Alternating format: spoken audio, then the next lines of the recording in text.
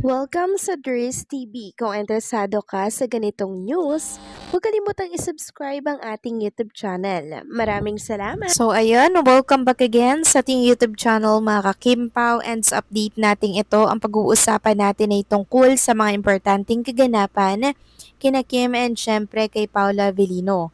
Pero bago po ang lahat, maraming salamat sa inyong patuloy na pagsuporta at pagsubaybay sa mga daily update natin.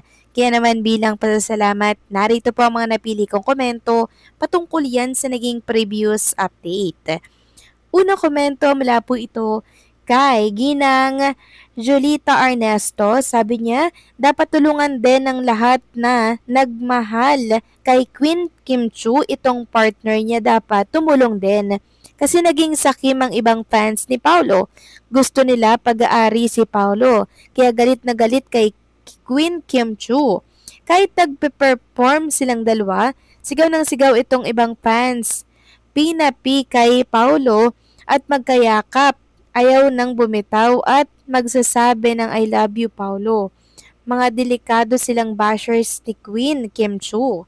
Kaya ganyan klasing mga fans, wala na sa katinuan. Dapat nalayuan, sunod yan ng sunod lalo na pag mayroong mga show. Huwag po kayong mag-alala ng Julieta Ernesto dahil alam naman po ni Paula Avellino kung saan po siya lulugar once na may mga ganitong klasing fans. And hindi naman po sila papatusin ni Paula Avellino. Hanggang fans lang talaga yung tingin ni Paulo sa kanila. Huwag kayong mag-alala kasi alam naman natin na yung nasa puso ni Paulo, si Queen Kim Chiu pa din. Kaya kahit ang daming nagkakandarapang babae kay Paula Avellino, still kay Kim Chiu pa din ang isang Paulo. Kaya huwag kayong mag-alala kung may mga babae dyan na nagtitili at nag-I love you kay Paulo, hanggang doon lang po sila. Okay? So maraming salamat sa komento, Ginang Julieta Ernesto.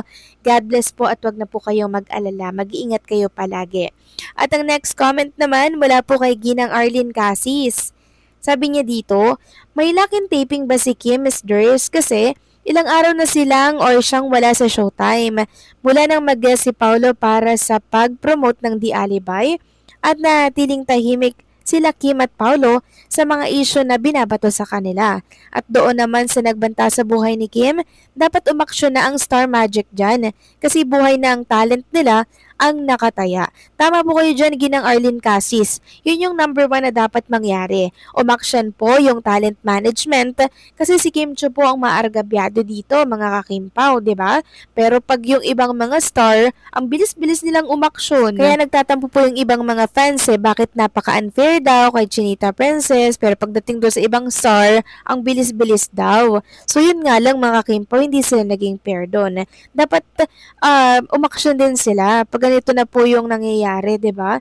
Lalo't buhay po mga kakimpaw ang nakataya dito. Kaya dapat lang talaga nakalampagin ang management nang sa ganun matakot naman itong mga bashers. Lalo na yung mga taong masasama po ang pakay at hangad kay Chinita Princess. Samantalang tungkol naman sa katanungan nyo po kung bakit hindi pa nag-i-showtime si Chinita Princess, abala po siya. Yes po, may taping po si Chinita Princess and si Paolo Avellino para po yan dito sa The Alibay. So, di ba dapat sa Cebu yung taping nila? Dito na po sila ng Manila. Naglipat po kasi sila ng taping location. Tapos na sila sa Cebu, sa Manila naman po sila. Kaya kung inyo mapapansin, wala si Kim Chiu lagi sa It's Showtime.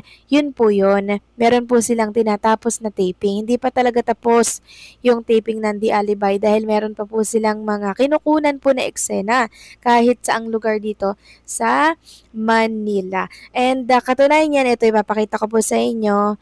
Ginang Arlene Casis, ito po yung mga eksena dyan, no? Ayan po, ilang araw silang ganyan. Kaya kung inyo mapapansin, wala po si Chinita Princess sa Showtime. Hindi ko pala naitapik, no? Naabala po si Kim Chiu sa mga taping po niya.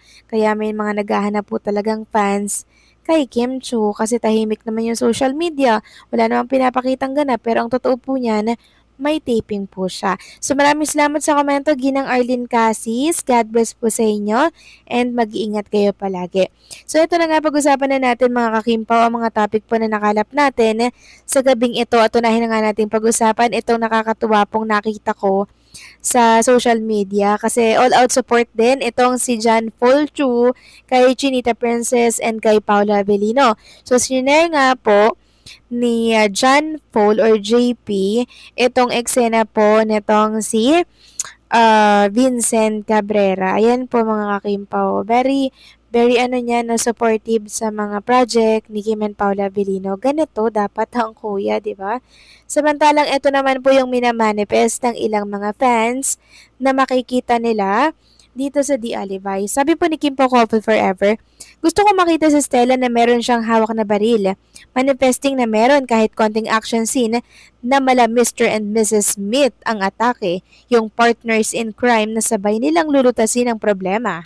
Ayon naman kay Vince, manifesting talaga #The Alibay entire run-up until sa finale, di ba ang ganda tingnan? It would be a record for Kim Pao. Sabi same sa What's Wrong with Secretary Kim pero this time, may board of proof talaga na matingnan. Keep posting. Thank you very much. So, grabe sila, no? Bukas, maglalapag na po ang Prime Video PH ng bagong episode. Kaya excited na po ang lahat. At mukhang yung minamanifest nga po ng ilang Kim Po fans magkakatotoo kasi may mga nakita tayo dito na konting action scene. Ito po yung stunt nila habang ginagawa po ang mga eksena ni Kim and Paula Avellino. So abangan natin yung mga eksena na yan. Samantalang next topic naman tayo, ipapakita ko po sa inyo itong mga kasama po na kids ni Chinita Princess. At dahil nga po dyan, meron ako nabasang comment. Sabi dito, pag nakikita ko na may kargang bata si Kim or kasamang bata si Kim, nakikita at nararamdaman ko sa kanya yung kagustuhan niyang magkaanak na. Kung sa bagay 35 na siya, baka mahirap na magkaanak. Pag nag-38 to 40 yan, sana nga magkaanak na sila ni Paolo. Manifesting. So, hindi po talaga mawawala mga kakimpaw na mag-manifest ang mga Kimpaw fans ng ganito. Kasi si Kim Chiu nga po ay 35 years old na, no? Pag nag-36, 37, 38 na po yan, medyo mahirap na po yan mga anak, mga kakimpaw. Pero wag po kayo mag-alala dahil nagpa-preserve naman po ng cell si Chinita Princess. Huwag kayo mag-alala. Pag dumating yung point na hindi na siya magkakaanak, meron pa naman siyang second choice which is yung pinagawa niya nga po na pinapreserve yung kanyang mga egg cell. Ngayon kasi sobra po ang kasikatan ni Kim and Paula Avellino kaya syempre hindi po yun nila sasayangin. Hanggat may offer, hanggat may project, syempre gagawin po nila yan kasi sa panahon ngayon ang hirap na pong makaabot sa tugatog ng tagumpay, katulad ng career na meron si Kim and Paula Avellino. Kaya hanggat kasikatan po nila, susulitin po nila yan mga kakimpaw, kahit abutin sila ng 10 years. 10 years again dito sa showbiz industry. So yan po ay patuloy nilang, alam niyo yun, patuloy po nilang gagawin para po makapagpasaya ng mga fans. Kayo ba mga kakimpaw, gusto nyo ba magkaanak na si Kim and Paula Avellino while nasa showbiz tapos gumagawa ng project? Please comment down below.